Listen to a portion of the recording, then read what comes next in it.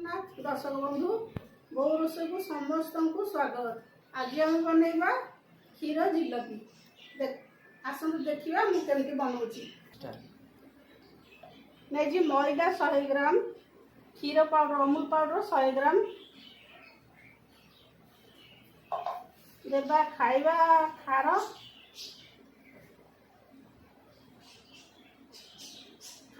ଆମେ ଦେବା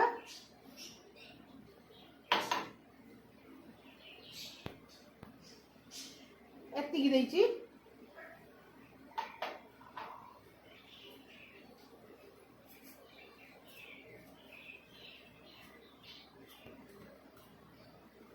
baking powder ଦେଇଛି ଅଧ ଚାମଚ ହବ, ଛୋଟ ଚାମଚରେ ଅଧ ଚାମଚ ଦେଇଛି।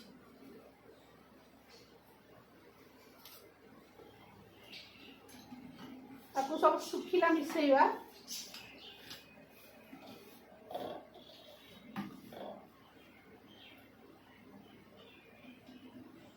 ଘିଅ ଦେବା ଗୋଟେ ବଡ଼ ଚାମଚରେ ଗୋଟେ ଚାମଚ, ମୋର ଛୋଟ ଚାମଚରେ ତ ମୁଁ 2-3 ଥର ଦଉଛି।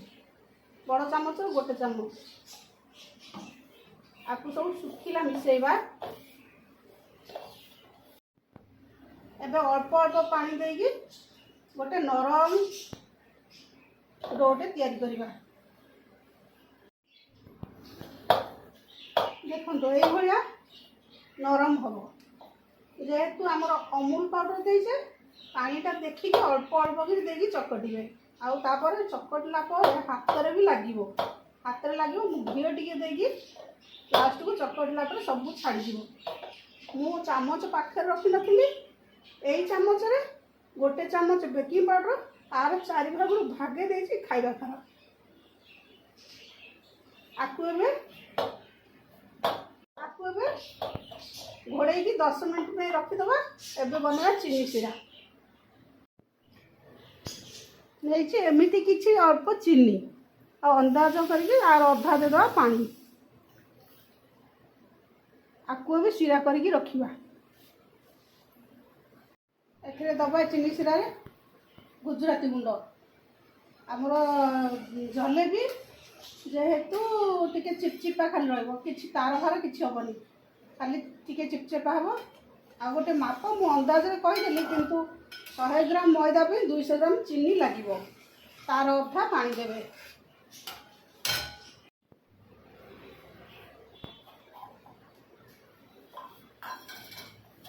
ଦେଖନ୍ତୁ এইଭଳିଆ ନରମ ହବ।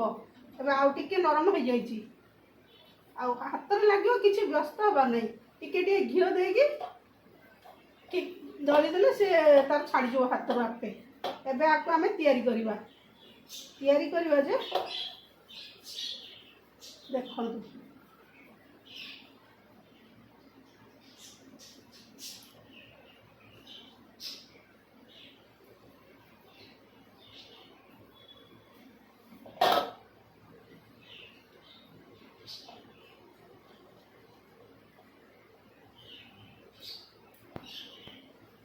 এইଭଳିଆ କରିବା। ମୁଁ ଆଉ ଗୋଟେ ଦେଖେଇ ଦଉଛି।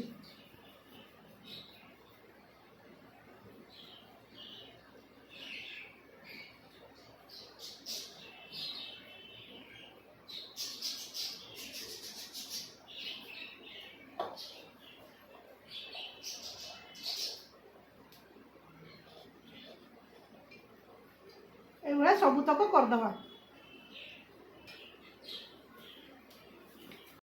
ତେଲ ବସେଇଥିଲି, ତେଲ କଡ଼େଇ ଗରମ ହେଇଯାଇଛି। ପୁରା ସିମ୍ କରିକି ତେଲ ବସେଇବେ। ଏକୁ ଜାଳ ଜମା ବେଶୀ ଦେବେନି, ପୁରା ଚୁଲିରେ ଯେତିକି ସିମ୍ ହେଉଛି ସେତିକି। ତେଲ ତାତିଗଲା ପରେ ପୁରା ସିମ୍ କରିଦେବେ, ଅଳ୍ପ ତାତିଲା ହିଁ ପକେଇବେ।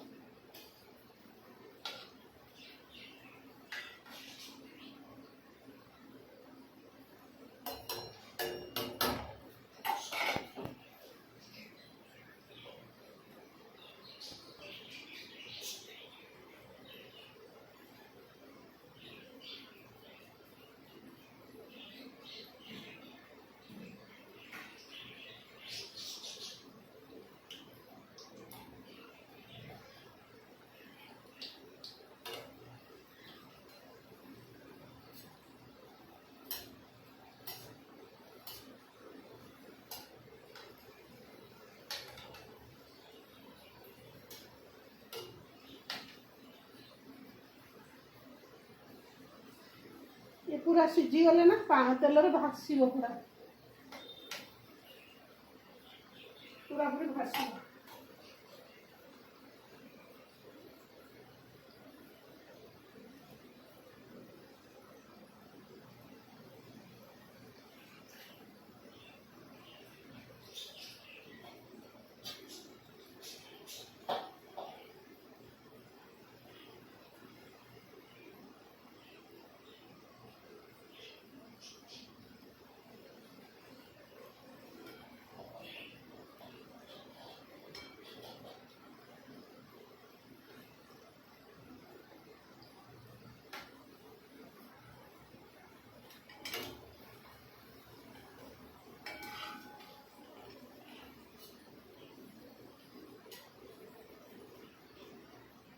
तेलटा मु आगुआ बसई तो बेसी टे गरम हो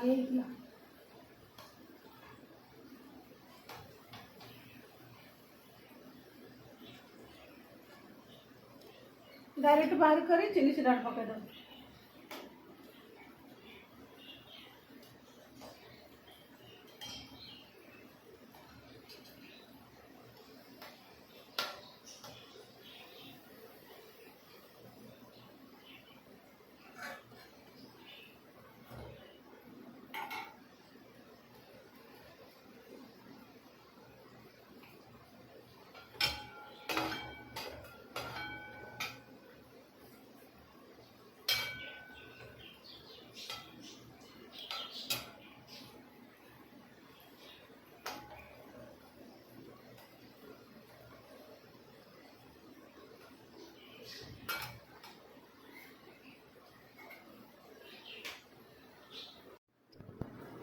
ଏବେ ଆମର ସବୁ ଜଲେବି ହେଇଗଲା।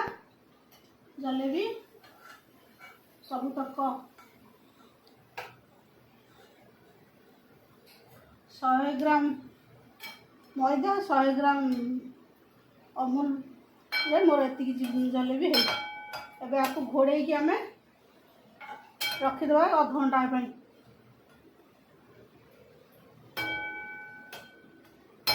घोड़े की रखिदेवा अध घंटा पाई। अध घंटा पर बाहर करिया। हमर अभी ठंडा हो गलानी क्षीर जिलापी।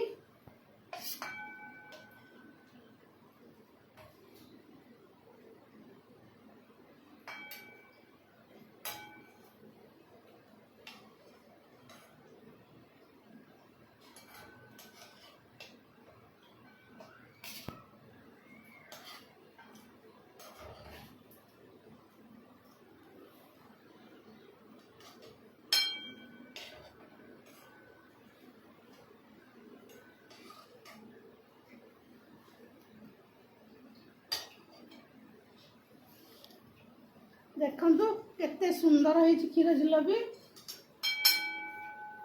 केते नरम भी है। देखो केते नरम है। रस भीतर पर्यंत पशि।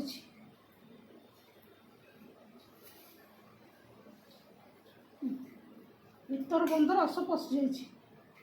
केते नरम है। खाया बहुत स्वाद लगे। ये बनातु खातु। रोची जय जगन्नाथ।